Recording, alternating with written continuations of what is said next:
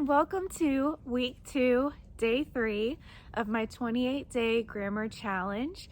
Today we're talking about the simple past tense, but we're talking about the simple past tense when we use it to talk about things that are not real.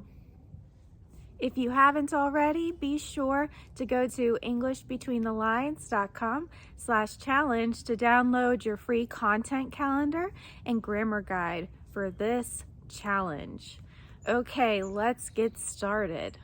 There are 2 times when we use the simple past tense form to talk about things that are not real. And those are 1, the second conditional, and 2, when we make wishes about the present or the future. First, let's talk about the second conditional. So last week we talked about the 0 and first conditionals. The 0 conditional is for general truths or regular habits, and the first conditional is for things that are likely or possible. So now with the second conditional, we're talking about things that are not likely or, frankly, impossible, things that could probably never happen. To form the second conditional, you need if plus the simple past tense, then would plus the verb. Here's an example of using the second conditional for something that is impossible. If I had wings, I would fly. This is an impossible situation, so we need to use the second conditional. Here's an example of the second conditional with a situation that is very unlikely, but maybe not impossible. If I worked at McDonald's, I would eat too many French fries. Yeah, I'm probably not going to work at McDonald's. It's not impossible, but it's not very likely either. So I can use the second conditional. Here is something to note about the second conditional form, and that is that was usually becomes were.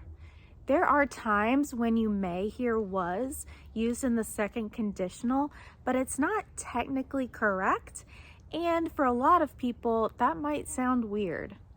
For example, we always say, if I were you. So if I were you, I would buy a new car. If he were her, he would get a refund. If she were a veterinarian, she would know what's wrong with my dog. You can also use could instead of would. For example, if I had $1 million, I could buy a boat.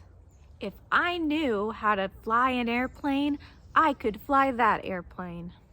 I'm about to confuse you a little bit. However, you should also remember that the past of can is could. So it's actually possible to have could appear twice in the second conditional. I'm allergic to chocolate. If I could eat chocolate, I could eat that cake. If I could actually move my feet, I could do that dance. We also use the simple past tense to talk about unreal things when we make wishes. If we want to say that we wish that the situation, the present situation, or a future situation were different, then you use wish plus the simple past. I wish I spoke Portuguese. I really wish I could understand you. I wish I had $1 million. And again, in standard English, when we wish, was becomes were. Do you wish you were a rock star? See you tomorrow.